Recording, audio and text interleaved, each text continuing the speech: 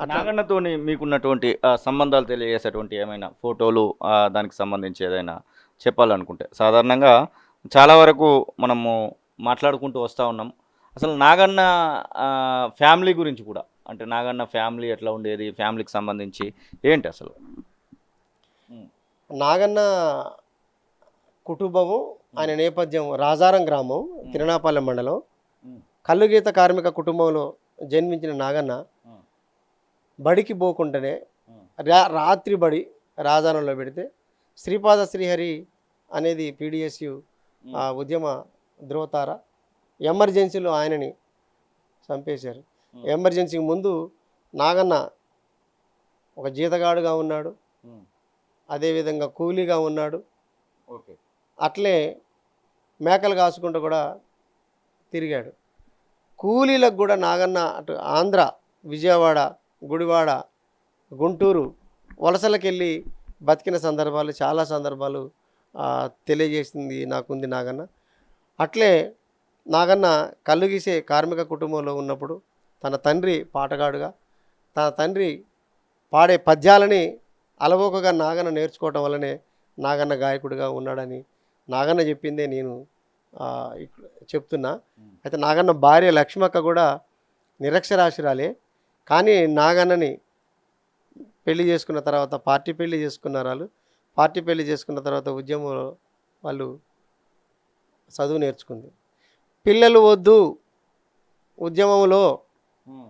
పిల్లలు ఉండటం వల్ల మనకి ఇబ్బందులు అవుతాయని అని అంటే ఈ సందర్భంలో నేను చెప్తున్నా, నాగన్న భార్య 2 దఫాలు పిల్లల్ని కనకుండా ఆపుకున్నటువంటిది ఉంది. అది అక్కని అడిగినా చెప్తుంది. అంటే బయటికి చెప్పలేదు ఈ సందర్భంలో. అందుకే అజయ్ లేటుగా లేటుగా లేటుగా కన్నారు. మొన్న ఈ మధ్యలో ఎవరో అన్నారనమాట, పిల్లలు నాగన్నకు లేటుగా అందారు కాబట్టి అజయ్ చిన్నగున్నాడని. కాదు, ఉద్యమమే పిల్లలు కానకూడదని అంటే దాన్ని నమ్మి ఆయన కనకుండా ఉన్నాడు. అట్లనే పిల్లలని ప్రభుత్వ స్కూళ్ళల్లో చదివించండి, ప్రైవేటు స్కూళ్ళల్లో చదవద్దు అని చెప్పేసి పార్టీ ఒక తీర్మానం చేస్తే దాన్ని తూచా తప్పకుండా 100కి 100 వాళ్ళు పాటించినటువంటి వ్యక్తి నాగన్న. తనకున్న ఒక్కగానొక్క కొడుకుని మరి గవర్నమెంట్ స్కూల్లోనే చదివించాడు పిండిపల్లిలో. హ్మ్. మరి చాలామంది అవకాశాలు ఉంటాయి. నాగన్న దలుచుకుంటే ఎవరో గడ్డం పట్టుకొని చేతులు పట్టుకుంటే ఏ ప్రైవేట్ స్కూల్ అయినా జాయిన్ చేసుకుంటారు నాగన్న తీసకపోతే. కానీ పోలే. కానీ చాలామంది తమ యొక్క పిల్లల్ని పెద్ద పెద్ద కార్పొరేటు స్కూళ్ళల్లో చదివించుకున్నారు. హ్మ్. గొప్పగా ఉద్యోగాలు చేయించుకుంటున్నారు, గొప్ప అవకాశాలు పొందుతున్నారు. కానీ నాగన్న అంటే మహాగాయకుడు, మహా విప్లవ గాయకుడు. మరి అంత గొప్ప వ్యక్తి పోయి అడిగితే ఎవరైనా కాదంటారా? కానీ ప్రైవేటు స్కూళ్ళల్నే ఒకసారి వీటిని చూపించేటువంటి ప్రయత్నం చేయాలి. నాగన్న హ్మ్. ఎప్పుడు నిరాడంబరంగా ఉండేవాడు. హ్మ్. ఫోటోలకు వీడియోలకు దూరంగా ఉండేవాడు. హ్మ్. ఎవరైనా మీడియా వాళ్ళు వచ్చి అన్న వాళ్ళు వచ్చిర్రు వాళ్ళని వచ్చిర్రు అంటే మనం వాళ్ళ కోసం రాలేదు, హ్మ్. మనం పాట కోసం వచ్చినాం, జనం కోసం వచ్చినాం, జనంతో హ్మ్. ఉంటాం హ్మ్. అనేటటువంటి వ్యక్తిత్వం ఉన్నటువంటి మనిషి. హ్మ్. ఇంకోటి నాగన్న చాలామంది బయట వ్యక్తులు పాటలు పాడితే డబ్బులు ఇస్తామంటే కూడా నాగన్న పోలే. హ్మ్. అంతెందుకు సినిమాలకు పాటలు పాడటానికి రమ్మంటేనే నాగన్న సంవత్సరం పాట ఆగాడు. హ్మ్. నారాయణమూర్తి గారి సినిమాలో పాటలు రాయడానికి హ్మ్. జిల్లా పర్మిషను, డివిజన్ పర్మిషను, రాష్ట్ర పర్మిషన్ తీసుకున్న తర్వాత నాగన్న హ్మ్. ఆ, సినిమాలకు కూడా పాటలు రాసిండా? సినిమాలో పాటలు పాడాడు. హ్మ్. కొంగు నడుము చుట్టవే చెల్లెమ్మ, కొడవళ్ళు చేపట్టవే చెల్లెమ్మ, కొంగు నడుము చుట్టవే చెల్లెమ్మ, కొడవళ్ళు చేపట్టవే చెల్లెమ్మ, పసిపాపలెడ్చిన పాలివ్వని ఇవ్వడు, నడుములెత్తకుండా నాట్లేయమంటాడు, ఉరిమిరిమి చూస్తాడు ఊరి దొరగాడు, పొద్దంతా పని చేసిన చెల్లెమ్మ, పస్తు రోజులు తప్పవే చెల్లెమ్మ. ఈ పాట హ్మ్. నారాయణమూర్తి గారి సినిమాలో నాగన్న పాడాడు. అట్లా నాగన్నకు అవకాశాలు వచ్చినప్పటికీ బయటికి ఎక్కడికి ఏ వేదికలు పంచుకోలేదు. పార్టీ పార్టీ పార్టీ, ప్రజలు ప్రజలు ప్రజలు, ఈ రెండిటి మీదనే ఆయన జీవితం అంతా నడుచుకుంటూ పోయింది. సొంత ఇల్లు లేనటువంటి వ్యక్తి, రోడ్డు పక్కన గుడి చేసుకున్నటువంటి వ్యక్తి, రోడ్డు పక్కన బుల్డోజర్ తీసేస్తుంటే ఏం చేయలేకుండా కానకుండా నిలబడ్డటువంటి వ్యక్తి. ఆర్థికంగా, సామాజికంగా ఊరికి విసిరివేయబడ్డటువంటి గూడెలలో తన జీవితం అంతా గడిపాడు. నాగన్న డప్పు కొడుతుంటే మాది గుళ్ళ వీళ్ళు అని నన్నే వచ్చి అడిగేవాళ్ళు. కాదయా ఆయన గౌడ అంటే, అబ్బా గౌడాన్ని ఇంత గొప్ప కొడతాడా డప్పు, ఇంత బాగా కొడతాడా, అచ్చం మాది కూడా కొట్టాడు కొడుతుండు కాదు. ఎందుకంటే నాగన్న నా గురువు, నాకు డప్పు నేర్పిండు. ఎందుకంటే నేను డప్పులో కొట్టే కులంలో పుట్టకపోయినా డప్పు నాకు నేర్పిండు. ఇలా సంఖ కాయ కాసిందంటే నాగన్న వల్ల కొట్టి కొట్టి కొన్ని వందల టీములు నేను డప్పు నృత్యాలు నేర్పించా. నా కోలాటం నేర్చుకుంటా నాగన్నానంటే నన్ను గుంటూరు తీసుకుపోయి అక్కడ నెల 2 నెలల నుంచి కోలాటం నేర్పించాడు. డప్పు నేర్చుకుంటా అంటే డప్పు నేర్పించాడు 7 గుండలతోని, ఏలూరులో ఉన్న 7 గుండలు అనేది. అట్లే డోలకు నేర్చుకుంటానంటే డోలకు నేర్పించాడు నెవరుతోని. నాటకాలు నేను నేర్చుకుంటా అంటే శబ్దరశ్మి ఎలా రాశాడో చూడని చెప్పేసి శబ్దరశ్మి నాటకాల్ని చూపించి నాతో రాయించాడు. ఒగ్గు కథ నేను రాస్తానంటే ఒగ్గు కథ రాయించాడు. అట్లా నాకు ఒక్కటి కాదు, నాటకాలు, పాటలు, ఒగ్గు కథలు అన్నీ నాగనతోనే నాకు వచ్చినాయి. ఎందుకంటే ఈ 20-25 ఏళ్ళ నా నూతన యవనత్వం నుంచి, అంటే అప్పుడప్పుడే నేను సమాజం అంటే తెలుసుకుంటున్న అప్పటి నుండి నాకు 40 ఏళ్ళు వచ్చే వరకు నాగన వెంటనే ఉన్నా. నేను నాగనతోనే నడిచా. కాబట్టి నాకు విద్య నేర్పినటువంటి గురువు నాగన్నే, నాకు పాటలు రాయటంలో మెలకువలు నేర్పింది నాగన్నే. నేను రాసే ప్రతి పాట తెలంగాణ ఉద్యమంలో ఉవ్వెత్తున ఎగిసిపడ్డటువంటి పాట. వీరుల్లారా వీరావనితల్లారా అమ్మా రుణము కైరణముల వరిగినారా, తెలంగాణలోన కంటి సెమ్మల్లారా నూను వెచ్చటి నెత్తురు చిమ్మినారా, ఆంధ్ర పాలకుల గుండెల్లోన ఉయ్యాలో ఉయ్యాలా, విముక్తి కోరుతూ విసిరిన బాకై ఉయ్యాలో ఉయ్యాలా. తెలంగాణ ఉద్యమం మొదలైన తర్వాత చాలా సంవత్సరాలు తెలంగాణ ఉద్యమానికి ఆనాడు పార్టీ సపోర్ట్ చేయలేదు, సమైక్యాంధ్రకే సపోర్ట్ చేసింది. బాగా ఉద్యమం ఉధృతమవుతున్నప్పుడు కేసీఆర్ గారు ఖమ్మం రాకముందు పార్టీ నిర్ణయం తీసుకుంది. అప్పుడు ఒక పాట కావాలి అని అన్నప్పుడు తెలంగాణ ఉద్యమంలో దరువెల్లన్న పాట ఉద్యమంలో బాగా ఉన్నది. అది విద్యార్థుల మీదే ఉంది అని చెప్పేసి నేను ఎల్లన్నతో అన్నప్పుడు అందరి మీద రాయరాదన్నా, నువ్వైతే బాగా రాస్తావు అని ఎల్లన్న కూడా చెప్పాడు. అప్పుడు రాసినటువంటి పాట నాగన్న నోట. అట్లే అమరుడు సాయి చంద్ కూడా నా పాటని, ఈ పాటనే అద్భుతంగా పాడేవాడు.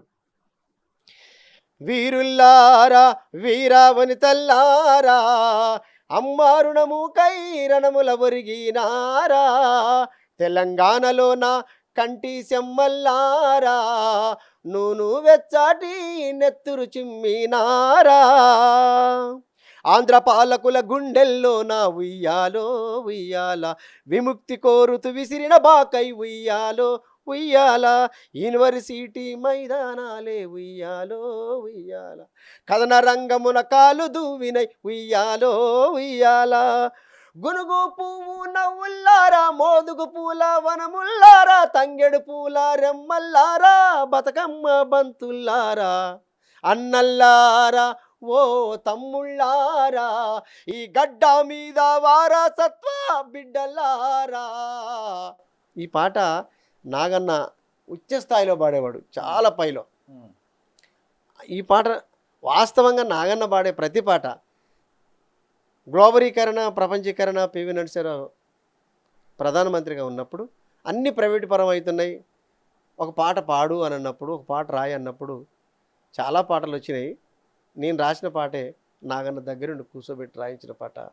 సిరిగల్ల భారతదేశము తమ్ముడా తాకట్టు పెట్టబడ్డది తమ్ముడా, సిరిగల్ల భారతదేశం తమ్ముడా తాకట్టు పెట్టబడ్డది తమ్ముడా, గుంతకల్లు స్పిన్నింగ్ మిల్లు, రామగుండం ఎరువుల ఫ్యాక్టరీ, ఆల్విల్ను మూసేసిండ్రు, అజంజాయి మూసేసిండ్రు, ఎన్టీపీసీ విశాఖ ఉక్కు తమ్ముడా, ఉచ్చును విగదిస్తా ఉన్నారు తమ్ముడా, సిరిగల్ల భారతదేశం తమ్ముడా, తాకట్టు పెట్టబడ్డది తమ్ముడా. ఈ పాట నాగన్న గొంతులో పాడుతున్నప్పుడు కార్మికులు కానీ, కర్షకులు కానీ, రైతులు కానీ ఇంకేం పాడతారు, తర్వాత చరణ ఏమొస్తుందని ఉత్కంఠంగా చూసేవారు. కాబట్టి సామ్రాజ్యవాద వ్యతిరేక పాటలు నేను రాసిన పాటలలో నాగన్న అన్ని పాటలు పాడేవాడు. అట్లే భారతదేశం బాకిన పడ్డదిరో నాయనా, బంగారు భూమి కుదువా పడ్డదిరా, ఒరి నాయనా బంగారు భూమి కుదువా పడ్డదిరా. ఈ పాటలో 2-3 లైన్లు, అలా 2-3 లైన్లే కాదు, ప్రతిదీ పాట నేను రాసిన తర్వాత నాగన్నకి వినిపిస్తే ఎక్కడైతే పదం పడట్లేదో, ఎక్కడైతే పదం నోట్లో రాయిలాగా తగులుతుందిరా బాయ్, ఆ పదం తీసేరా నాయన, ఇంకెదురు పెట్టుకోరా అని అనేవాడు. ఎప్పుడు గట్టిగా అనలే, ఎప్పుడు నన్ను దండించి ఇట్లా లేదు ఇట్లొద్దు అనేవాడు కాదు. ప్రతి మీటింగ్లో ఆయన్ని ఏరి కోరి పాడించుకునే పాట ఒకటి ఉండేది, నాగన్న అంటేనే ఆ పాట. అది ఆ పాటకు అమరుడు రామారావు గారు దాన్ని ట్యూన్ చేశారు. అన్నామరుడు రా మన రామనరుసయ్యా, పీడిత ప్రజల ఆశా జ్యోతి, అన్న అమరుడు రా మన రామనరుసయ్యా, పీడిత ప్రజల ఆశా జ్యోతి, అన్న అమరుడు రా. ఈ పాట పాడుతుంటే పైట కొంగులు కళ్ళ మీద ఉండేవి. ఈ పాట పాడుతున్నప్పుడు నాగన్న ప్రతి ముఖంలో ఈ గదవలు వణుకుతుండేవి, కిందికి మీదికి వణుకుతుండేవి. అంత రసవత్తరంగా, అంత అద్భుతంగా నాగన్న లీనమైపోయేవాడు. ఒక్కొక్క వేదికల మీద 2 సార్లు పాడేవాడు. నాకు తెలిసి నాగన్న ఒక 10,000 సార్లు పాడి ఉంటాడు ఈ పాట, 10,000 సార్లు పాడి ఉంటాడు ఈ పాట.